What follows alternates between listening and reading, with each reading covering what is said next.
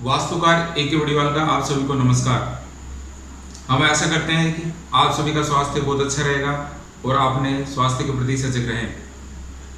आज का वीडियो हम एक विशेष चीज़ पे लेकर आए हैं कि आपका स्वास्थ्य कैसे अच्छा रहे और जो वास्तु के अनुसार दवाइयाँ हैं उनका रखने का स्थान कहाँ कहाँ होता है जहाँ पर दवाई रखने से हमें स्वास्थ्य में लाभ होगा। वास्तुशास्त्र में सबसे जो महत्वपूर्ण दवाइयों के लिए जगह है वो वायुकोण होता है। वायुकोण हम वास्तुशास्त्र में उत्तर दिशा और पश्चिम दिशा का जो कोण होता है उसको वायुकोण बोलते हैं। ये आपकी उत्तर दिशा है और ये पश्चिम दिशा है, इनका जो कॉर्नर बनता है उसको वायुकोण कहते हैं। वायुकोण का असर ये रहता है कि वायुकोण में जो भी चीज़ रखते हैं वो चीज़ एक जगह नहीं टिकती, वायुकोण उस जगह को सेपरेशन देता है।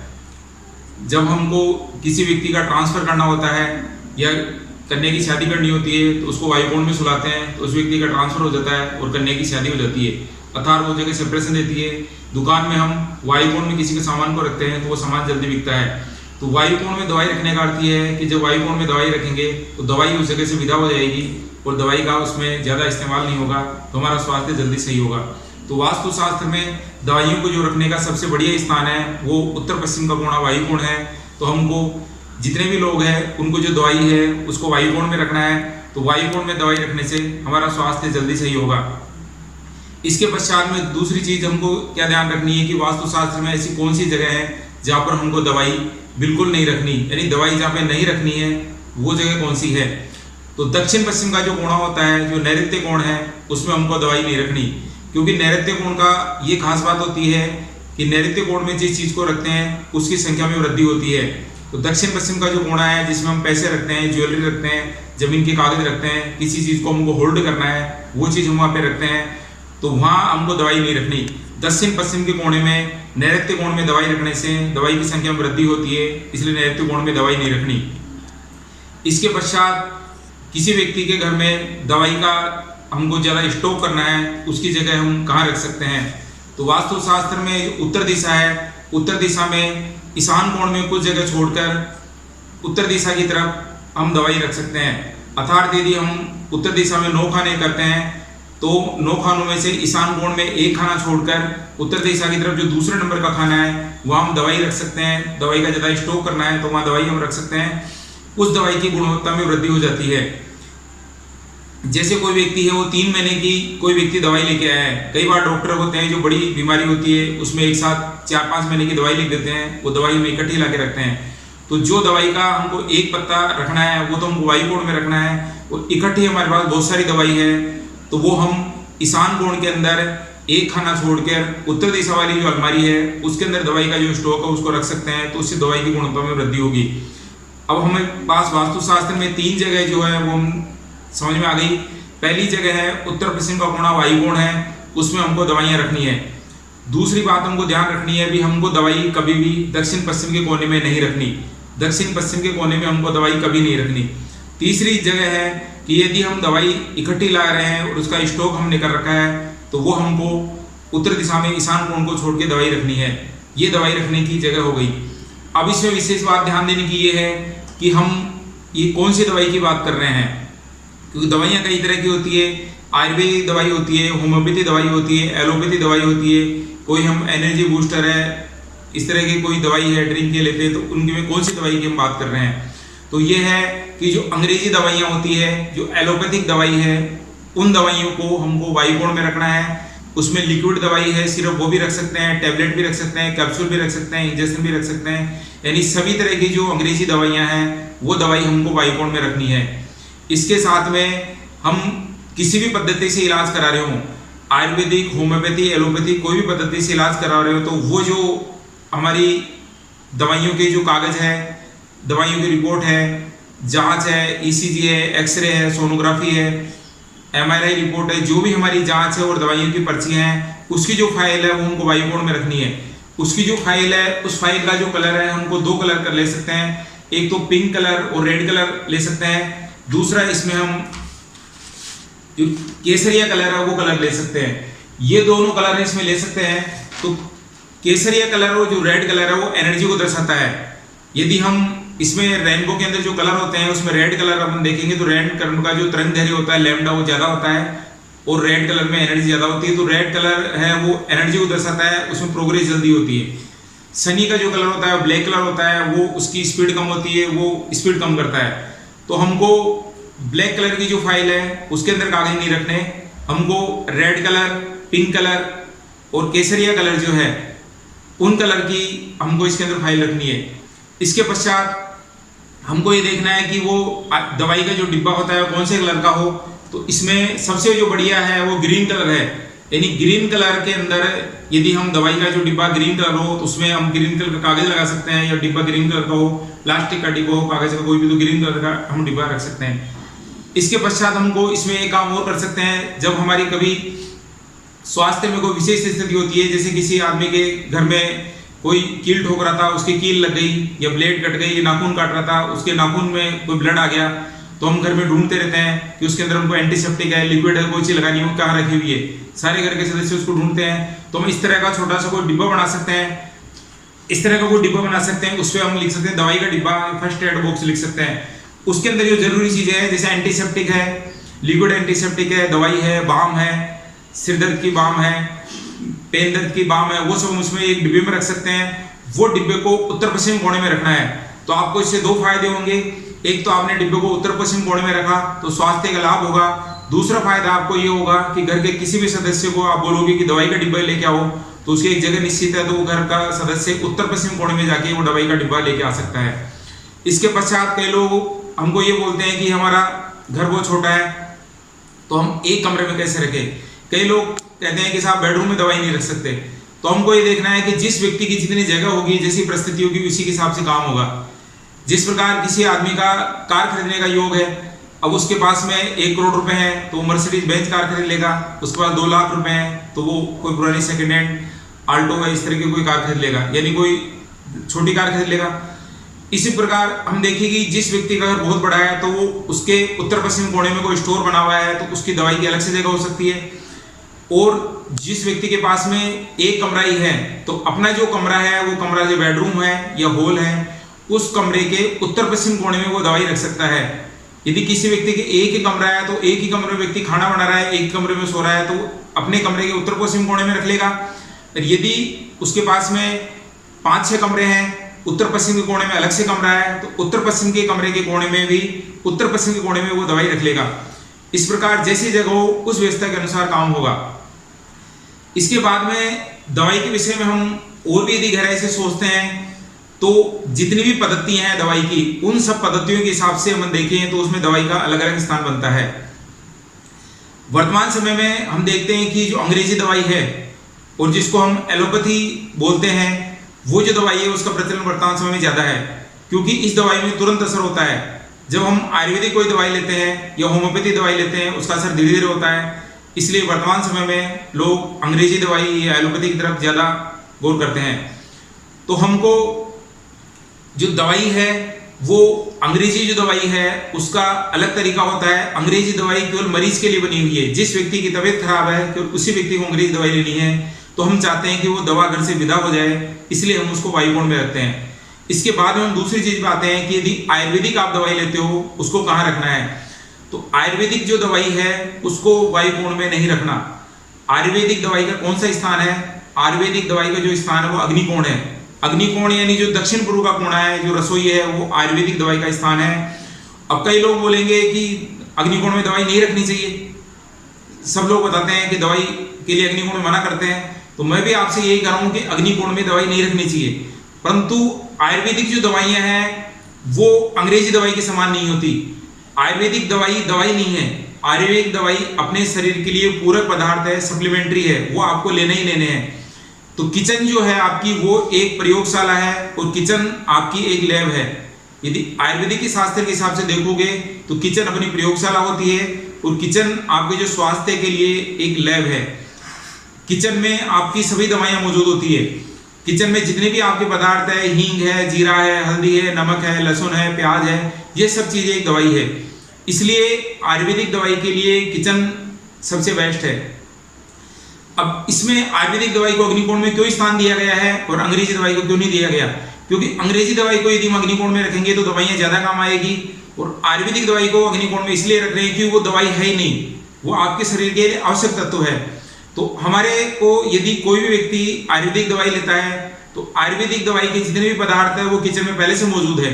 इसलिए आयुर्वेदिक दवाई जो है वो आपको अग्निकोण में किचन के अंदर रखनी है। वो आपके कमरे के अग्निकोण में भी आप आयुर्वेदिक दवाई रख सकते हो और किचन में भी आप रख सकते हो। अब आयुर्वेदिक दवाई के अंदर आप ये मतलब समझो कि आयुर्वेदिक दवाई में हम आपको कोई टैबलेट की बात नहीं कर रहे, हम आपसे कोई गोली की बात नहीं कर रहे। यदि आयुर्वेदिक आप कोई टैबलेट लेके आ रहे हो, गोली लेके आ रहे हो, मेडिसिन लेके आ रहे हो, सिरप लेके आ रहे हो, तो वो अंग्रेजी दवाई के समान ही आपको वायुकोण में रखनी है। हम आपसे बात कर रहे हैं कि आपने जो अपने घर में किचन में तत्व मौजूद है, दाना मेथी है, जीरा है, नमक है, हल्दी है, पुदीना है, ये सब चीजें आयुर्वेदिक में दवाई के रूप में काम आती है। तो ये सब चीजें आपको किचन में ही रखनी है। और भी आप कोई पदार्थ लेके आते हो, जैसे वर्तमान समय में जैसे दालचीनी है, तो दालचीनी लोग चाय में, सब्जी में, सभी में ज्यादा काम में ले रहे हैं। वर्तमान समय में कोरोना काल में जो दालचीनी है वो एक अच्छा काम करती है। तो ये सब जो औषधियां हैं वो आपको किचन के अंदर ही रखनी है, उनको वायुकोण में नहीं रखना, क्योंकि हम इन चीजों को लेते रहेंगे तभी स्वास्थ्य अच्छा रहेगा। वायुकोण में किसी चीज को रखते हैं तो वो चीज हमेशा के लिए घर से विदा हो जाती है, यदि इसलिए आयुर्वेदिक की चीज को वायुकोण में नहीं रखते। इसके पश्चात हम जो दूसरी चिकित्सा की जो पद्धति है उसके बारे में बात करते हैं। तो चिकित्सा की मूल रूप से 3 पद्धति है। अंग्रेजी पद्धति जो एलोपैथी है वो चिकित्सा की पद्धति है, उसके लिए वायुकोण है, उसमें अपन को रखना है। दूसरी किसी भी पद्धति में यदि आपको टैबलेट है, सिरप कोई भी दिया जा रहा है, आयुर्वेदिक कोई डॉक्टर है वो भी यदि आपको टैबलेट सिरप दे रहा है तो उसको अंग्रेजी दवाई के साथ में ही माना जाएगा।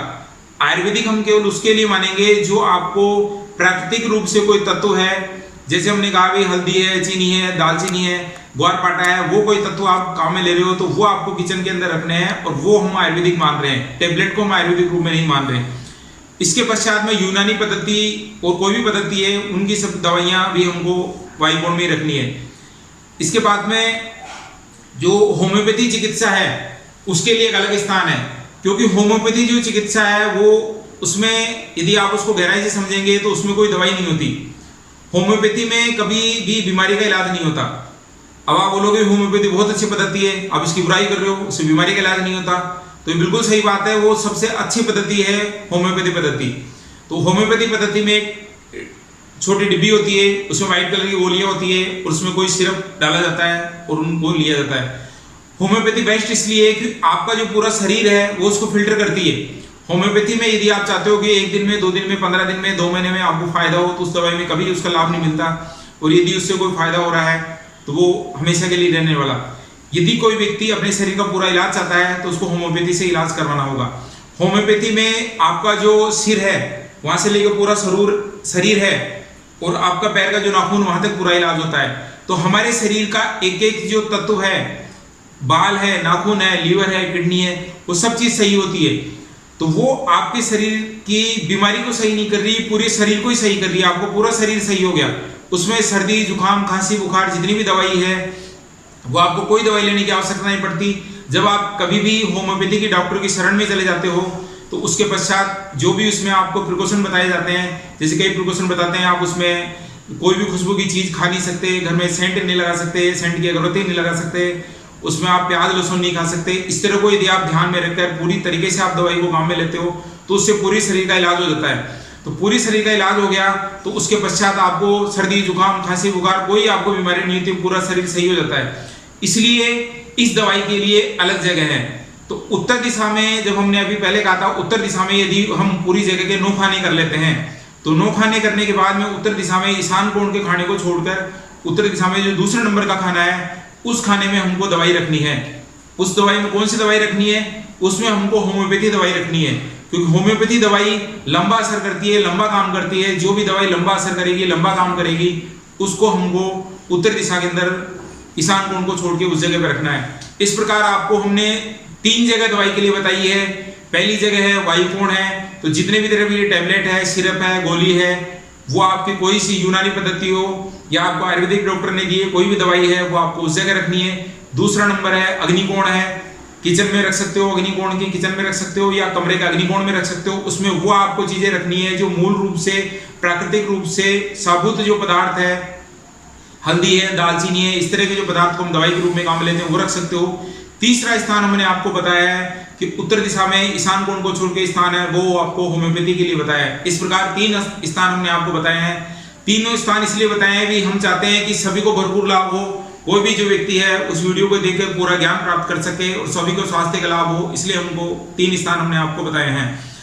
और कई तरह के जो जानकारी कई बार पूरी नहीं जाती, तो पूरी जानकारी के लिए हमने पूरा वीडियो बनाया है, इसको पूरा देखकर आप लाभ प्राप्त करें।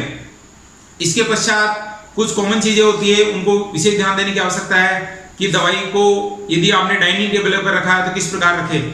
यदि आपकी दवाई डाइनिंग टेबल के ऊपर रखी हुई है, क्योंकि कई लोग देखते हैं कि हम दवाई लेना भूल जाते हैं तो डाइनिंग टेबल पे रखते हैं, तो आपने इस तरीके से उस पर लिख दिया और जो डाइनिंग टेबल है उसका जो आपने मान लिया कि नॉर्थ वेस्ट का कोना है, तो डाइनिंग टेबल के नॉर्थ वेस्ट के कोने में आप उस दवाई को रख सकते हो। तो विशेष बात ध्यान देने की है कि वो दवाई का डिब्बा ट्रांसपेरेंट नहीं होना चाहिए, उसमें से दिखना नहीं चाहिए। दवाई को दिखना एक सीक्रेट साइंस होती है, वो साइंस के हिसाब से ठीक नहीं है।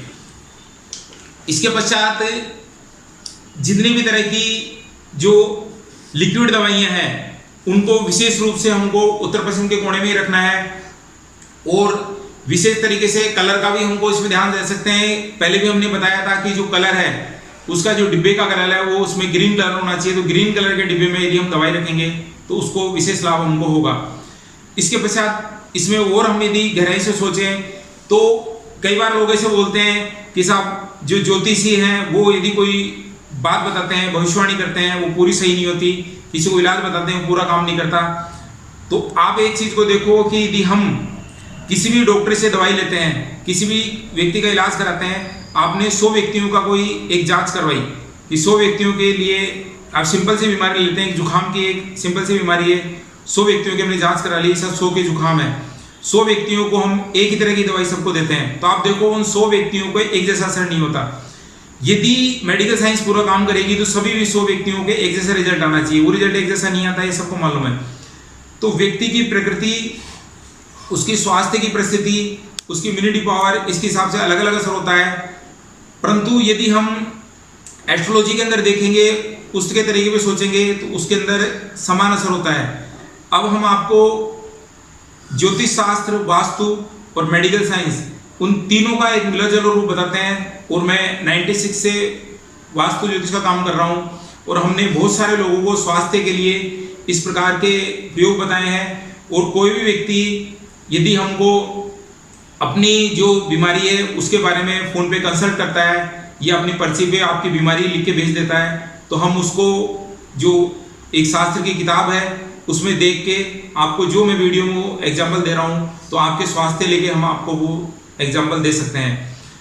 अब इसमें कोई व्यक्ति जांच कराता है तो जांच कराने में वो बीमारी कई बार अलग अलग आती है। हम किसी भी चीज़ की दवाई लेते हैं तो 10 व्यक्तियों को हमने एक दवाई दी तो 10 व्यक्तियों की तबीयत सही नहीं हुई, 10 में से 5 की तबीयत सही हो गई, 5 को टाइम लग रहा है, एक व्यक्ति के बिल्कुल असर नहीं हुआ। ऐसा क्यों होता है? तो जो आपने जांच की वो जांच सही नहीं होती। और जांच सही किस प्रकार होगी? तो इसके अंदर यदि हम ग्रहों की बात करें तो इसमें जो हमारे 9 ग्रह हैं, इसके अंदर कुछ प्लेनेट ऐसे होते हैं जिसमें बाधा डालते हैं। तो इसके अंदर एक प्लेनेट है वो राहु ग्रह है। तो राहु वास्तव में छाया ग्रह होता है। तो इसमें से राहु ग्रह से जो एनर्जी निकलती है वो एक्सरे रेज से निकलती है। आप इसकी साइंस को समझिए, इसको साइंस को आप चेक कर सकते हैं। एक्सरे मशीन से जो रेज निकल रही है वो राहु प्लेनेट से रेज निकलती है।